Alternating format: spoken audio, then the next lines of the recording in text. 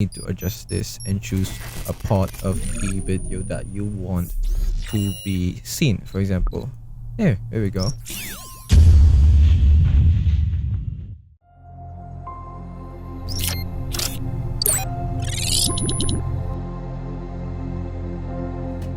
Hello guys, welcome to AI Plus More, and in this video I'm going to be showing you how you can crop a video on CapCut PC. Now, to be able to do that, it's pretty simple. And so yeah, you just need to follow, because I will have two methods for this one. The first one is literally the crop tool that we'll be using later on as we're going through the video, and the one which is not literally cropping, but you know, I'll show what I mean. So this is a video that I already put here. You can import videos through here by going to import and then device or import here, and then you can choose the files or the photos or the videos, the clips, whatever that you want to add on your project.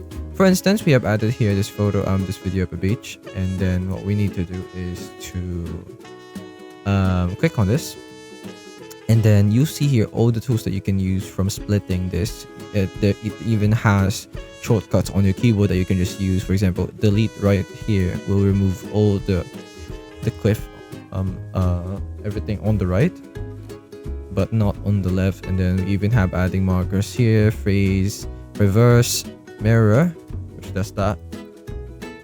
This is rotate, I believe. Yeah, rotate, and then of course resize. This here is the crop tool, so you just need to click on that, and you just need to adjust this and choose a part of the video that you want to be seen. For example, here we go. So we're gonna resize it to that, and then confirm, and then as you can see, it has been set to that. Another thing that you can do though is you can just click on the video, then click here, make sure that it's been selected. You can see that there's a white line surrounding it. That means it's been clicked, and you can just zoom in on the part that you want to be seen.